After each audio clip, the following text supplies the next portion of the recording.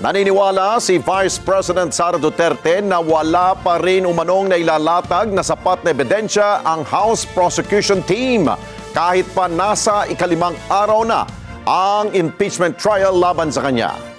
At ayon pa kay VP Sara, nagsasayang lang ng yaman ng bayan ang pamahalaan at pinapahina ng impeachment trial ang integridad ng mga sangkot na institusyon.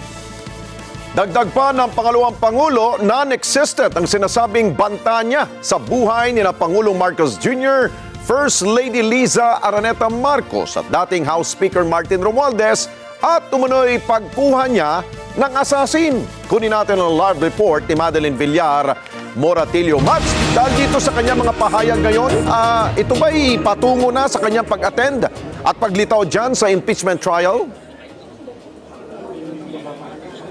Alex, alam mo, maghapon na inantabayan na namin yung pagdating ni Vice President Sara Duterte dito sa Senado sapagkat merong impormasyon na pupunta sana siya dito pero hanggang ngayon ay hindi pa rin dumarating yung Vice Presidente. Ang sabi ni Attorney Michael Powa, yung tagapagsalita ng Defense, ay maraming meeting yung Vice Presidente kung kaya't wala rin kasaguruhan talaga kung siya ay makakapunta rito ngayon.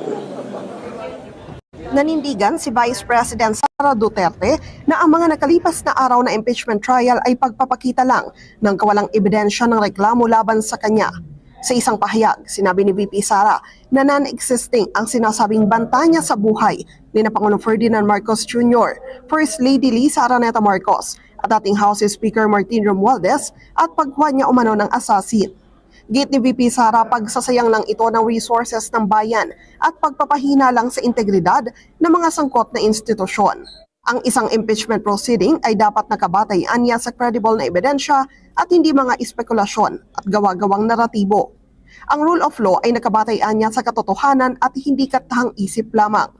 Sa pagpapatuloy ng cross-examination ng defense, kay NBI Regional Director Jeremy Lotoc, tinanong ni Senator Judge Pia Cayetano kung ang pagsasabi ba ng papatayin kita ng hindi direkta sa pinangtutungkulang tao ay may tuturing na grave threat. Binigyan diin ni Attorney Mark Binlua ng depensa na ang salitang binitiwan ni VP Sara ay hindi pagbabanta, kundi isang sagot lang sa tanong sa kanya sa isang online press conference. That the statements made by the Vice President were not threats in the first place. That's why we were categorizing it as response, a mere response to a Q&A, number one. Number two, it was never aimed directly at BBM, FL, and the former speaker. In other words, had they not watched the video, for example, they wouldn't have known about it. So in other words, Your Honor, there was no threats to begin with. And so even the discussion on the elements is not really applicable insofar as determining the innocence or guilt of the Vice President. That is basically our position. That is one more thing. And practically, we maintain this position all throughout our pleadings. We never referred to that statement as threats. We always say that if at all they were alleged threats. But we referred to the statements of the Vice President as statements, as responses. And even in my speech, that's what I said. It was a response, Your Honor.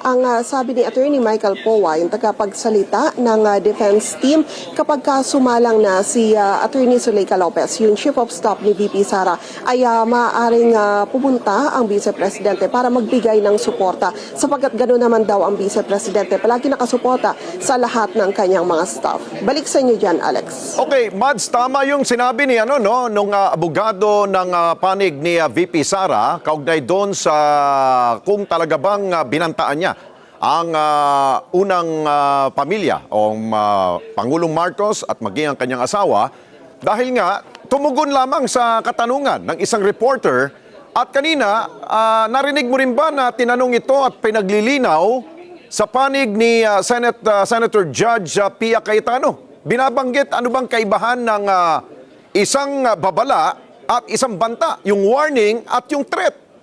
Anong tugon yun? Yes, Alex, yung binabanggit niya yung sa warning at saka yung threat, kaya lang parang hindi na-satisfy rin doon yung presiding officer si Senator Chis Escudero kanina, sapagkat binabanggit kasi niya, ang mas binibigyan din niya kasi yung naging utterances daw ng Vice Presidente nung banggitin niya yung patungkol doon sa sinasabing banta na ang iginigiit nga ng kampo ng depensa ay sagot lang sapagkat may nagtanong patungkol sa security ng Pangulo at napag-usapan din yung Operation Romanov na sinasabi nga na banta umano naman sa buhay ng pamilya Duterte. Okay. At dahil panglimang araw na ito, Mads, no, may binanggit ba ang panig ni VP Sara sa pamamagitan ni Attorney Poa na meron ba silang ilalabas na kanilang mga testigo para patunayan na walang basehan itong pinupukol sa pangalawang Pangulo? Yes, Alex, si Attorney Poa ay maingat siya sa pagbibigay ng mga impormasyon patungkol sa mga magiging galaw ng defense team sapagkat ayaw daw nila na ma-telegraph ng kalaban kung ano yung kanilang magiging galaw. Pero sa nakaraang impeachment trial, may binanggit si Attorney Binluan ng defense team na meron silang testigo na magpapatunay nga ng kanilang mga laban dito sa mga alegasyon laban sa Vice Presidente. At panghuli, Mads, dahil after nitong redirect questioning dito kay Attorney Lotok, ay maaring isusunod nila na testigo dyan yung tinatawag na hindi nila parang kakampi. Ito ay sa pamagitan ni Yusek Zulaika Lopez. Ano ang tugon dito ng kampo ni VP Sara?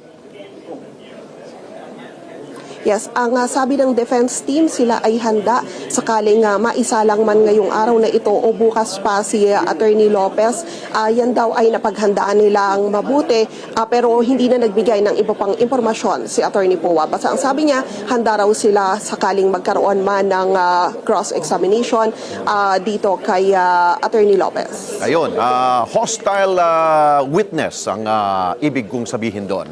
Okay, maraming salamat sa Madeline Villar Moratillo. Mata natin, jump pa rin po sa impeachment court.